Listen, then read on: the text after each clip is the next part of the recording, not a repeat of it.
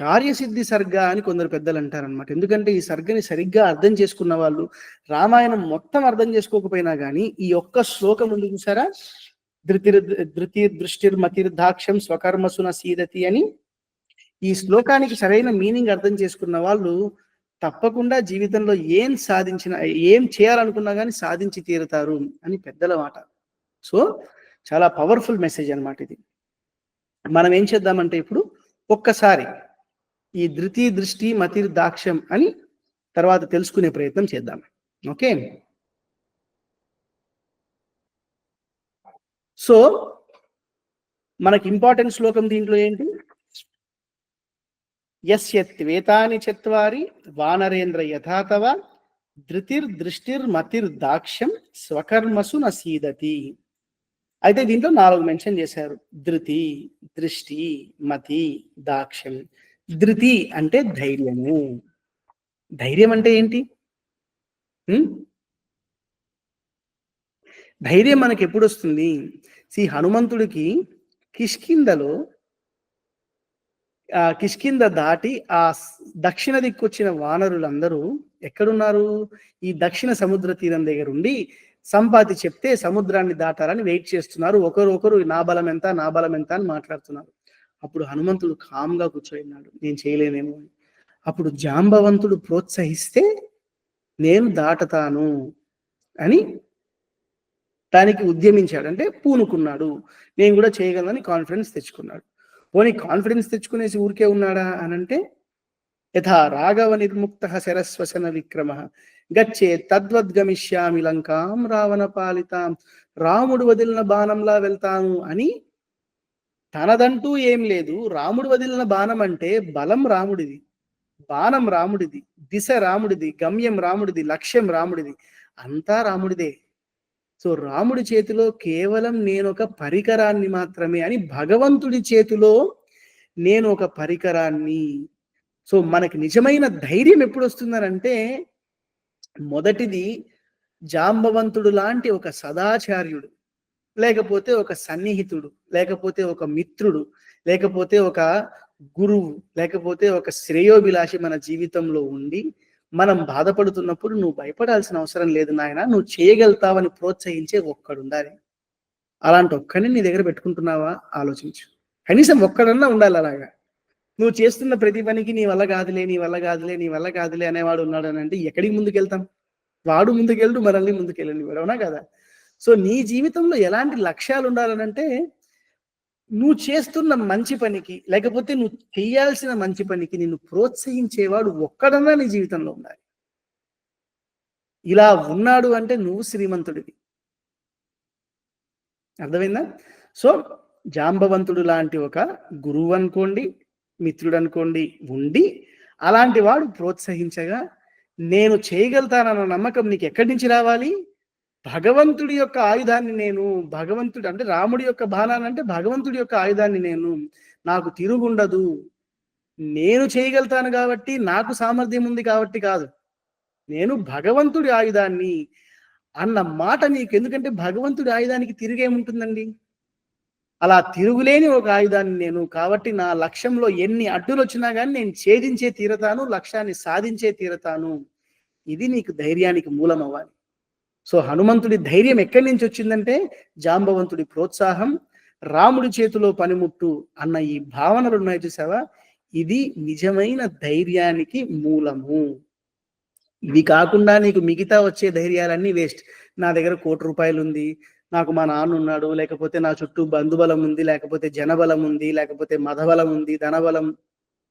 ఏ బలం నీకు నిజమైన ధైర్యాన్ని ఇవ్వలేదు. నువ్వు అల్పుడివే కావచ్చు, నువ్వు గొప్పవాడివే కావచ్చు, నువ్వు ఎంత వాడివైనా భగవంతుడు నీతో ఉన్నాడు. భగవంతుడు నీ చేత ఈ పని చేయిస్తున్నాడు, అది తన కోసం కాబట్టి నీకెదురు లేదు. ఇది తన పని కాబట్టి దీంట్లో అపజయం అన్నది ఉండదు. సర్వ సమర్థుడైన భగవంతుడు, సర్వ నియంతైన భగవంతుడు, సర్వ నియామకుడైన భగవంతుడు, సర్వజ్ఞుడైన భగవంతుడు, ఇలాంటి భగవంతుడు నీతో పనిచేస్తున్నాడంటే నీకు భయం ఏంటి? అపజయం ఉంటుందా? ఇలాంటి భావన నీకు స్థిరపడ్డప్పుడు వస్తుంది చూసావా ధైర్యం, అది నిజమైన ధైర్యం. అందుకు ధృతి ఉండాలి. అది మనకు హనుమంతుడు చూపించాడనమాట. సో దాన్ని చూపించి హనుమంతుడు ఏం చేశాడు, ధైర్యాన్ని తెచ్చుకునేసి కొంచెం అలా వామప్ లాగా చేసేసి ఆ కొండ మీద అలా ప్రిపేర్ అయ్యేసి పైకి ఎగిరాడనమాట. పైకి ఎగిరినప్పుడు మనకేం జరిగింది, సముద్రుడు చూసి సంతోషపడటం, తర్వాత మైనాకుడు రావటం, నాయన ఈ కారణాల చేత నా మీద నువ్వు ఆతిథ్యం తీసుకో, సంతోషంగా ఉండు, అలసట తీర్చుకో అని ప్రలోభ పెట్టడం, ఒక అవాంతర ఫలితాన్ని ఇవ్వటం జరిగిందనమాట. అవాంతర ఫలితాలు అనంటే నువ్వు అనుకున్న లక్ష్యానికి, ఒక లక్ష్యంతో మనం స్టార్ట్ అవుతాం, ఒక లక్ష్యంతో మనం స్టార్ట్ అయినప్పుడు మధ్యలో వచ్చిన ఫలితం ఎప్పుడైతే నీకు రుచిగా కనిపిస్తుందో నీ లక్ష్యం నుంచి నువ్వు పక్కకి వెళ్ళిపోతున్నట్టు, నీ లక్ష్యం నీకు దూరం అయిపోతున్నట్టు. సో మధ్యలో వచ్చిన ఫలితం ఎంత రుచికరమైనదైనా కానివ్వండి, మనం అనుకున్న లక్ష్యమే మనకు అన్నిటికన్నా రుచికరమైనది. అవునా కదా? ఎన్నో ట్రాప్స్ వస్తాయి మధ్యలో, ఎంతో మంది ప్రలోభాలు పెడతారు, బంధువులు కావచ్చు, లేకపోతే చుట్టుపక్కల ఉన్న స్నేహితులు కావచ్చు, మనమే కావచ్చు, మన ఆలోచనలు కావచ్చు. Just comfort. అర్థమైందా? They want to give you some comfort in your path. వాళ్ళు అడ్డుకోవాలని లేదు, నిజంగా వీళ్ళు ప్రేమించే చేస్తున్నారు, వీళ్ళ తప్పు కాదు. ఇవన్నీ ఏంటనంటే నీ మీద ప్రేమతో, అంటే పాజిటివ్గా వచ్చే ఆబ్లిగేషన్స్ అనమాట. Positive not obligations, positive disturbances. మొదట నువ్వు దీన్ని జయించడం నేర్చుకోవాలి. ఎందుకనంటే నెగిటివ్ది నెగిటివ్ అని నీకు తెలుస్తుంది కదా. అమ్మా ఇది నా అడ్డు, ఇది నా వీక్నెస్ అని నీకు తెలిసిపోతుంది. కానీ నీకు తెలియంది ఏంటనంటే ఎదుటి వ్యక్తి మనతో ప్రేమగా మాట్లాడుతున్నప్పుడు, వారు నిజంగా మనకు సన్నిహితుడు అయినప్పుడు, వారిచ్చే సలహాలు, వారు పెట్టే ప్రలోభాలు మనకి అయ్యో పాపం వాళ్ళు చెప్పింది నిజం కావాలని మనము అది మనకు అడ్డు అన్న విషయాన్ని గుర్తించలేక అలాంటి వాటికి లోనైపోతూ ఉంటాం అనమాట. ఇది మన అందరి జీవితంలో మనందరం చూస్తుంటాం. నేను కూడా ఇలాంటి అనుభవాలు చాలా పొందాను. అర్థమైందా? అంటే ఈ సుందరాకాండలో ఈ సరిగా చదవక ముందు ఒకలా ఉండేవాడిని, సుందరాకాండలో ఈ సరిగా చదివిన తర్వాత ఒకలాగా. అంటే ఎవరన్నా ఇలాంటి అడ్డులు పెడుతున్నప్పుడు నాకు వాళ్ళు మైనాకుల్లా కనిపిస్తూ ఉంటారనమాట. సో దాన్ని ఏమంటారు, ఇలాంటి అడ్డులు పెట్టేవారు అంటే ప్రేమతో మనకి ఏదో మంచి చెయ్యాలని, మన లక్ష్యం వైపు నుంచి మనల్ని దూరం చేసే వాళ్ళని మనం గుర్తించగలగాలి. అలాంటి ఆలోచనల్ని నిగ్రహించగలగాలి. ప్రేమతో దాన్ని అవాయిడ్ చేయగలగాలి. ఇక్కడ చూడండి, మళ్ళీ పరుషంగా ఉండకూడదు మనం వారితో. హనుమంతుడు మైనాకుడితో పరుషంగా ఉన్నాడా? ప్రీతోస్మి, సంతోషం, ఆతిథ్యం నువ్వు ఇచ్చేసావని అనుకుంటున్నానయ్యా, నేను ఆతిథ్యం తీసుకోలేదని బాధపడకు. కార్యకాలోమే త్వరిత, అంటే నన్ను కార్యం సాధించాలన్న కాలం ముందుకు తోస్తోందయ్యా, నేను వెళ్ళాలి అని కన్విన్స్ చేసి ముందుకెళ్ళాడు. సో ఇది ఫోకస్, అంటే దృష్టి. నువ్వు అనుకున్న దాని మీదే నీ దృష్టి ఉండాలి. ఎప్పుడైతే నువ్వు అనుకున్న వాటి మీద నీ దృష్టి లేదో, నీ దృష్టి 10 విషయాలను చూస్తోందో, ఎప్పటికీ మీరు ఒకసారి ఆలోచించండి. ఇప్పుడు మనము ఒక బరువును ఎత్తాలనుకున్నప్పుడు 2 చేతులతో దాన్ని ఎత్తాలి, అంతే తప్ప ఒక బరువు అక్కడ ఉంది, ఇక్కడేమో ఇంకొకటి ఉంది, ఇంకొకటి ఏముంది, వాటిని పట్టుకోవాలి, దీన్ని పట్టుకోవాలని అంటే మన ఎనర్జీ డైవర్ట్ అయిపోయిందా లేదా? సో నీ ఫోకస్ కూడా డైవర్ట్ అవుతున్నప్పుడు, నీకు కావాల్సినంత ఫోకస్ నీ పని మీద రాకపోతే దాన్ని ఎలా సాధిస్తావు? Very simple, right? So be focused on what you want. ఓకేనా? సో ఇది మనకి దృష్టి. 3 ఎలాంటిది? సురస లాంటిది అనమాట. అంటే it's an obligation for you. నువ్వు ఖచ్చితంగా చేసి తీరాలి ఆ పనిని, ఖచ్చితంగా తినాలి. కానీ ఎంత తినాలి? నువ్వు చదువుకునేటట్టు తినాలి, నిద్ర వచ్చేంత తినకూడదు. అవునా కదా? జిమ్ చేయాలి, ఎంత చేయాలి? నీ శరీరానికి ఆరోగ్యాన్ని ఇచ్చేంత చేయాలి, నీ బ్యాక్ విరిగిపోయేంత చేయకూడదు. అవునా కదా? ఏదైనా చెయ్యి, ఎంత చేయాలి, ఎంత అవసరమో అంత చెయ్యి. అది చేస్తున్నప్పుడు కూడా ఎలా ఉండాలి? రాముడి కోసం, నేను ఒక మంచి పని కోసం చేస్తున్నాను కాబట్టి నా కోసం అన్న స్వార్థం లేదు అన్న భావనతో నువ్వు ఎప్పుడైతే చేస్తావో అప్పుడు ఆ కర్మ, నువ్వు చేయాల్సిన కర్మ నిన్ను బంధించదు. అంటే you will not get addicted to it. See, understand here, addictions are not only negative, there are positive addictions also. For example, మనము లెట్స్ సే జిమ్ చేయాలని అనుకుంటూ ఉంటాం అనమాట. నీకు మిగతా లక్ష్యాలన్నిటినీ ఇప్పుడు నీ శరీరానికి ఏదో ఇబ్బందొచ్చింది. దానికి ఒక డాక్టరో ఎవరో వచ్చేసి నువ్వు కొంచెం ఎక్సర్సైజ్ చేయాలి అని అన్నారు. ఆ ఎక్సర్సైజ్ చేయమన్నాడు కదా అని చెప్పేసి పొద్దున 6 నుంచి రాత్రి 10 వరకు నువ్వు జిమ్మే చేస్తూ ఉంటాననంటే, gym is good. Doing exercise is good. But కానీ you are doing it to such an extent where it is becoming an a distraction for you. నీ మీద ఒక భారంగా తయారవుతుందది. అదొక అడిక్షన్‌లా తయారైపోయింది. సో, నువ్వు చేయాల్సిన పనులు గూడా నీకు అడిక్షన్‌లా తయారవ్వకూడదనమాట. అర్థమైందా? అంటే wrong example, but we can take this example. కొంచెం అలాగా మేలుకొనటానికి కాఫీ తాగాలి. ఓకే. మేబీ తాగు. కాఫీ తాగితే గాని మేలుకోను. తప్పవునా గదా! జస్ట్ అలా నిద్రొస్తుంది. సో, వీలైతే ఒక కాఫీ తాగుతాను. It is a casual approach. అమ్మో! కాఫీ తాగకపోతే నేను బతకలేను. It's an addiction for you, right? So, నువ్వు జీవితంలో పాజిటివ్ థింగ్స్ అని అనుకుంటూ ఉంటావు. వాటిని చేయాలి తప్పకుండా. కానీ వాటిని ఎంతవరకు చేయాలి అనంటే, అవి నీకు అడిక్షన్స్‌గా మారకూడదు. అవి నిన్ను ఇబ్బంది పెట్టేంతగా మారకూడదనమాట. సో, చేయాల్సిన పనులు కూడా ఎంత చేయాలో అంతే చేయాలి. ఈ అబిలిటీని మతి అని అంటారనమాట. Presence of mind, smartness. Okay. ఎంత అవసరమో అంత చేసే గుణము. ఓకేనా? ఇది కూడా ఉండాలి మనకి. నెక్స్ట్ అంతేనా అనంటే సింహిక. సింహిక అంటే ఏంటి? సురస అంటే మంచి రుచి కలది. అంటే మనం చేయాల్సిన పనులు.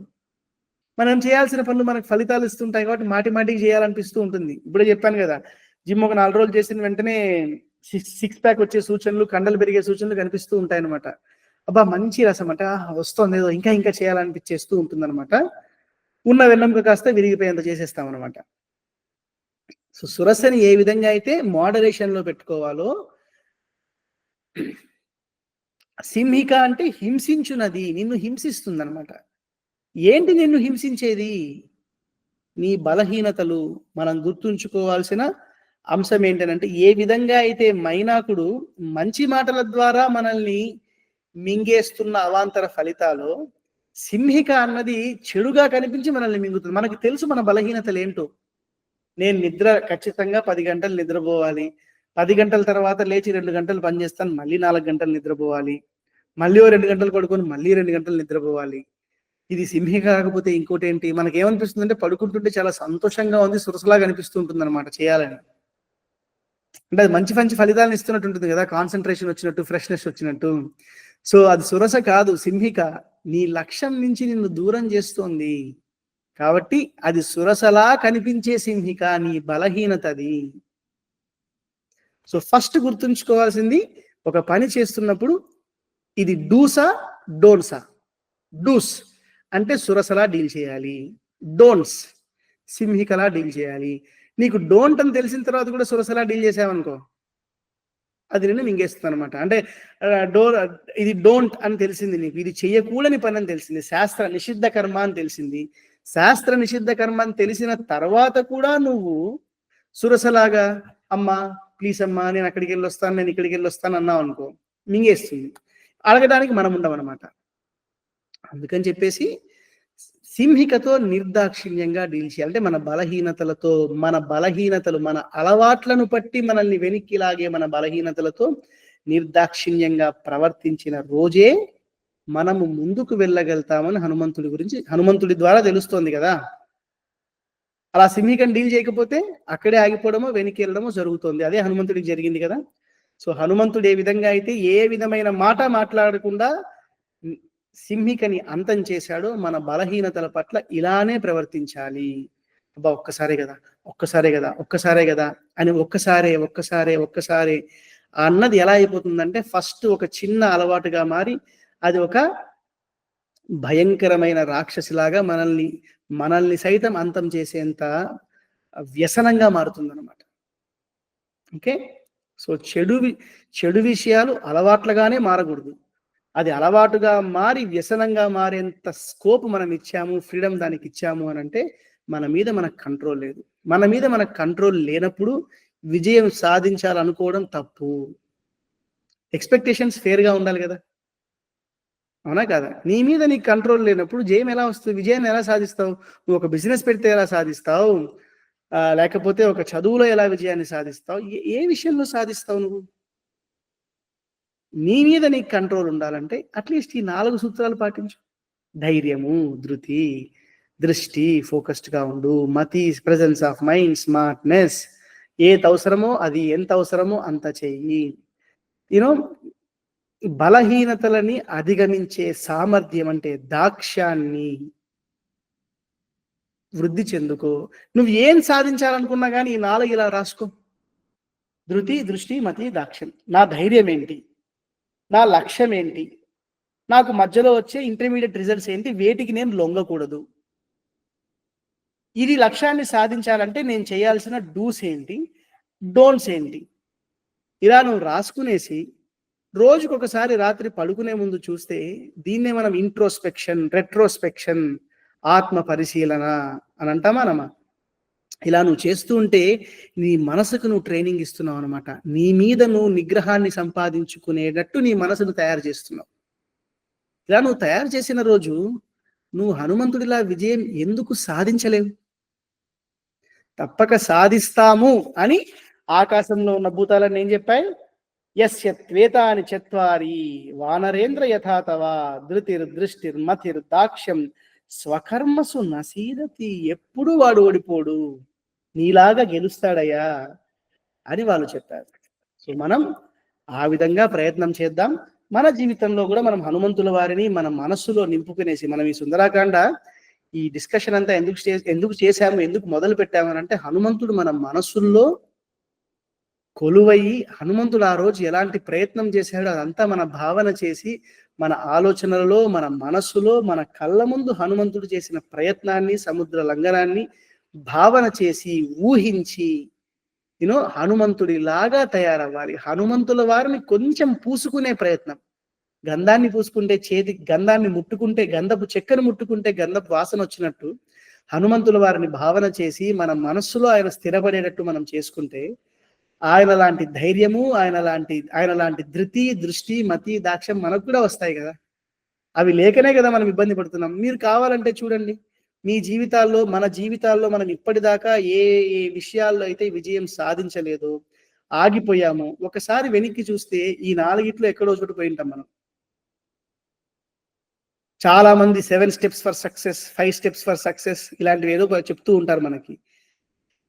సక్సెస్ ఈస్ నాట్ ఈ step. Success is all about self control. ఆ సెల్ఫ్ కంట్రోల్ నువ్వు ఎలా సాధించవచ్చు హనుమంతుడు చూపిస్తున్నాడు. అవునా కదా? సాధించలేమో అన్న భయం మొదట అధిగమించాడు. తర్వాత ఫియర్ ఆఫ్ ఆబ్స్టకిల్స్, అడ్డొస్తాయేమో హనుమంతుడు చూపించాడు. తర్వాత పని చేయలేనేమో, సురస విషయంలో ఎలా చేయాలో నేర్పించాడు. నా బలహీనతలు ఉన్నాయే, అన్నిటిని నువ్వు ఎలా అధిగమించచ్చో హనుమంతుడు స్టెప్ బై స్టెప్ చెప్పాడు. అది వాల్మీకి మహర్షి మనకు అద్భుతంగా రాసి చూపించాడు. ఇంతకు మించి మనకి ఏం కావాలండి చెప్పండి? ఇంతకు మించి అరటిపండు ఒలిచినట్టు మరీ చూపించి, మీరు గమనించారంటే సుందరాకాండలో 68 సర్గలలో 100 శ్లోకాలు దాటిన సర్గలు 2. ఒకటి 58, ఇంకొకటి 1వ సర్గ. దీంట్లో దాదాపు 201.5 శ్లోకాలు ఉన్నాయి మొదటి సర్గలో. ఇదే పెద్ద సర్గ 57వ సర్గలో 166 శ్లోకాలు ఉంటాయన్నమాట. సారీ 58లో. ఎందుకు ఇంత విస్తారంగా దీన్ని చెప్పారనంటే, హనుమంతుల వారు సముద్ర లంఘనాన్ని దాటడం అన్నది నీ జీవితంలో నీకు వచ్చిన సమస్యలు దాటడానికి చాలా చాలా ఇంపార్టెంట్ సర్గ, కార్యసిద్ధి సర్గ. ఈ ఒక్క సర్గని, ఈ సర్గలో ఒక శ్లోకాన్ని, మొదటి శ్లోకాన్నో లేకపోతే యథారాఘవ నిర్ముక్తహానో లేకపోతే ఈ దృష్టి మతిర్దాక్షాన్నో ఏదో ఒక దాన్ని నువ్వు పట్టుకునేసి ముందుకు నువ్వు వెళ్ళగలిగావంటే నీకు విజయం తప్పకుండా లభిస్తుంది. అందుకే వాల్మీకి 201 శ్లోకాలు పెట్టాడు దీంట్లో. లేకపోతే ఏముంది, హనుమంతులు వాళ్ళు ఇలా ఎగిరాడు, అలా వెళ్ళిపోయాడు, అక్కడ ల్యాండ్ అయ్యాడు, 4 శ్లోకాల్లో అయిపోదా? తతో రావణ నీతాయ చెప్పేసి, యథా రాఘవ నిర్ముక్త అలా వెళ్ళిపోతున్నానని చెప్పేసి, తర్వాత మధ్యలో ఎడ్డొచ్చేసాయి, దానికి 2-3 శ్లోకాలు, తర్వాత ల్యాండ్ అయిపోయాడు లంకలో, అయిపోయింది కదా. కానీ Valmiki is telling us very clearly what is the kind of preparation that you have to do. నీ చుట్టూ ఎలాంటి వాళ్ళు ఉండాలి, నీకొచ్చే ఆటంకాలు ఎలా ఉంటాయి, నువ్వు ఒక లక్ష్యాన్ని ఛేదించాలన్నప్పుడు నీ మైండ్ సెట్ ఎలా ఉండాలి, నీ బాడీ ఎలా ఉండాలి. మైండ్ ఇంపార్టెంటే, బాడీ ఇంపార్టెంటే. అందుకే హనుమంతుడు వారు ముందంతా బాడీని తయారు చేస్తారు. అవునా కదా? సో అలాగ మనకి ఆహ్, ధృతి దృష్టిర్మతిర్దాక్ష్యం వల్ల మన జీవితంలో మనం ఎలా విజయాన్ని సాధించొచ్చు అని హనుమంతుల వారి సముద్ర లంఘనం ద్వారా తెలుసుకున్నాం. అయితే తర్వాత ఏం జరిగింది? అది తెలుసుకుందాం.